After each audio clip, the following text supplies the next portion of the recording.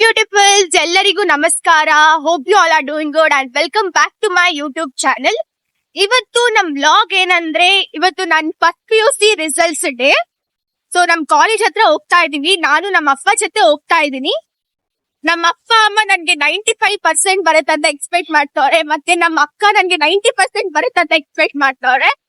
ನನ್ಗೆ ಎಷ್ಟು ಬರುತ್ತಂತ ನಾನೇನು ಇನ್ನು ಎಕ್ಸ್ಪೆಕ್ಟ್ ಮಾಡಿಲ್ಲ. ಹೋಗ್ಬಿಟ್ಟು ನೋಡೋಣ. ಸೊ ನೀವು ನೋಡಿ.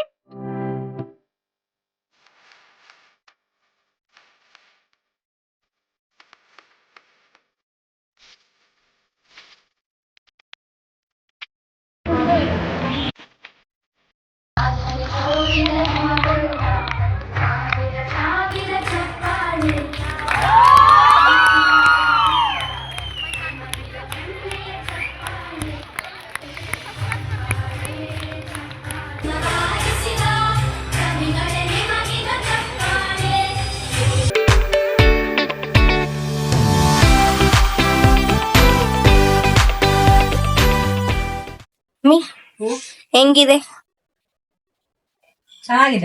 ಚೆನ್ನಾಗಿದೆನಾ? ಸಾಕ 89%? ಸ್ವಲ್ಪ ಚೆನ್ನಾಗಿ ಇನ್ನೊಂದ್ ಸ್ವಲ್ಪ ಬರ್ಬೋದಿತ್ತು.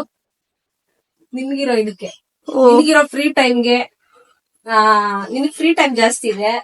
ಆಮೇಲೆ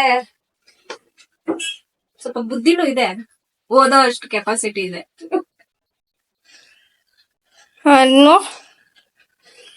సిరి నేనేమో ఎక్స్పెక్ట్ చేసుకోండి సిరి 95% వస్తామని ఏం చేయట్లయ్యా.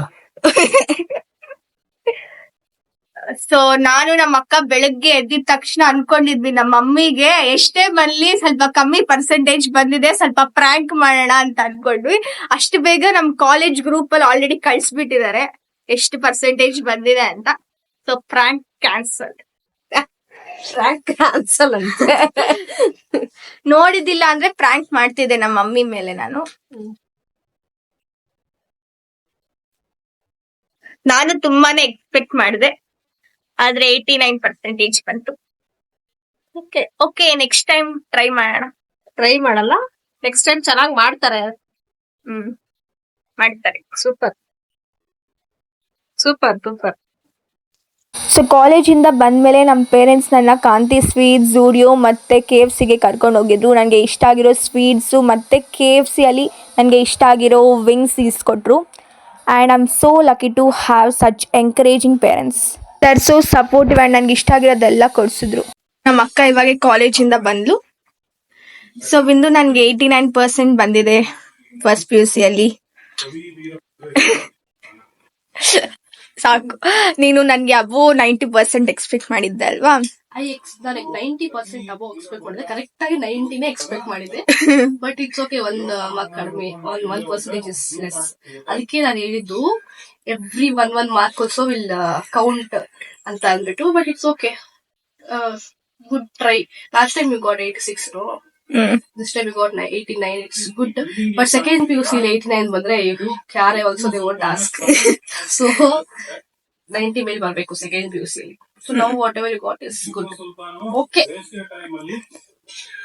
you have capacity to do, but you're lazy. That is problem. ನೀವೇನೋ ಅನ್ಕೊಂಡಿದ್ದೀರಲ್ಲ, ಅವಳು ಫುಲ್ ರೀಲ್ಸ್ ಮಾಡ್ತಾಳೆ, ಓದ್ತಾಳೆ, ಇಷ್ಟೊಂದು ಚೆನ್ನಾಗೆಲ್ಲ ಓದ್ತಾಳೆ ಅಂತ. But actually she is wasting a lot of time. Only I know that. ಓದ್ಬೇಕಾದಾಗ ಓದಲ್ಲ, ಬರೀ ಲಾಸ್ಟ್ ಮಿನಿಟ್ ಅಲ್ಲಿ ಓದ್ಬಿಟ್ಟು ಇದೆಲ್ಲ. ಇವಾಗ ಇಷ್ಟ ದಿನ ಎಲ್ಲ ಟೈಮ್ ಇದೆ ಅಲ್ಲ, ಈ ಸೆಕೆಂಡ್ PUC ಇವಾಗ ಸ್ವಲ್ಪ ಓದ್ಕೋಬೋದಲ್ಲ. ನೋ, ಫಸ್ಟ್ ಎಕ್ಸಾಮ್ ಯಾವಾಗ ಬರುತ್ತೋ ಅವಾಗೇ ಸ್ಟಾರ್ಟ್ ಮಾಡೋದು. That is a problem. ಸ್ವಲ್ಪ ಮುಂದೆಯಿಂದ ಓದ್ಕೊಂಡ್ರೆ better, at least for second PUC. ಅಷ್ಟೇನಾ? ಸೊ ನಮ್ಮ ಅಪ್ಪ ಅಮ್ಮ ಮತ್ತೆ ಅಕ್ಕ ಎಲ್ಲಾರು ಹೇಳಿದ್ದು ನಂಗೆ ಕೆಪಾಸಿಟಿ ಇದೆ. ಆದ್ರೆ ನನ್ಗೆ ತುಂಬಾ ಎಕ್ಸ್ಪೆಕ್ಟ್ ಮಾಡಿದ್ರು, ಅವರು ಎಕ್ಸ್ಪೆಕ್ಟ್ ಮಾಡಿದ್ರು, ನಾನು ಎಕ್ಸ್ಪೆಕ್ಟ್ ಮಾಡಿದ್ದೆ ಒಂದು 90 ಆದ್ರೂ ಬರುತ್ತೇನೋ ಅಂತ. ಆದ್ರೆ ಅದು ಬಂದಿಲ್ಲ, 1% ಇಂದ ಅದು ಬಂದಿಲ್ಲ. It's okay, it's not okay, but it's okay. ಏನು ಮಾಡಕ್ಕಾಗಲ್ಲ, ಚೇಂಜ್ ಮಾಡಕ್ ಆಗಲ್ಲ ಅಲ್ವಾ? ಅಟ್ ಲೀಸ್ಟ್ ನೆಕ್ಸ್ಟ್ ಇಯರ್ ಆದ್ರೂ 90 ಅಬ್ಬೋ ನಾನು ಟ್ರೈ ಮಾಡ್ತೀನಿ. ಅದೇ 95 ಬರ್ಬೇಕು. ಅಂದ್ರೆ ಆಲ್ಮೋಸ್ಟ್ ಯಾರ್ಯಾರು ಚೆನ್ನಾಗಿ ಓದ್ತಾರೋ ಅವ್ರೆಲ್ಲಾರ್ಗು ಚೆನ್ನಾಗಿ ಬಂದಿದೆ. ಅವ್ರದೆಲ್ಲ ಫಸ್ಟ್ ನಾನು ನೋಡ್ಬಿಟ್ಟಿದ್ದೆ, ಸೊ ನನ್ಗೂ ಅಷ್ಟೇ ಬರುತ್ತೇನೋ ಅಂತ ಅನ್ಕೊಂಡಿದ್ದೆ. ಬಟ್ ಅವ್ರಿಗಿಂತ ಸ್ವಲ್ಪ ಕಮ್ಮಿ ಬಂತು. ಸೊ ಇದೆಲ್ಲ ನಾನು ಲಾಸ್ಟ್ ಡೇ ನಮ್ಮ ಅಕ್ಕ ಹೇಳ್ದಂಗೆ ಎಕ್ಸಾಮ್ ಇವತ್ತಿದ್ರೆ ಲಾಸ್ಟ್ ಡೇನೆ ಓದೋದು. ಅದಕ್ಕಿಂತ ಮುಂಚೆ ನಾನು ಟ್ರೈ ಮಾಡಲ್ಲ. ಅದೇನೋ ನನ್ಗೆ ಅಷ್ಟು ಲೇಸಿನೆಸ್ ಇದೆ. ಯಾವಾಗೂ ಮಲ್ಕೊಳ್ಳೋದು, ಟೈಮ್ ವೇಸ್ಟ್ ಮಾಡೋದು ಈ ತರ ಮಾಡ್ತೀನಿ. ಸೊ ಅಟ್ಲೀಸ್ಟ್ ಸೆಕೆಂಡ್ ಇಯರ್ಗಾದ್ರೂ ಸ್ವಲ್ಪ ಸ್ಟಾರ್ಟಿಂಗ್ ಇಂದಾನೆ ಓದ್ಕೊಂಡು ಹೋದ್ರೆ ಇನ್ನು ಸ್ವಲ್ಪ ಬೆಟರ್ ಮಾರ್ಕ್ಸ್ ತೆಗಿಬಹುದು ಅಂತ ಅಷ್ಟೇ. ಅಂಡ್ ಮತ್ತೆ ನಿಮ್ಗೆ ಈ ಬ್ಲಾಗ್ ಇಷ್ಟ ಆಗಿದ್ರೆ please like, share, comment and don't forget to subscribe to hey beautiful. Bye.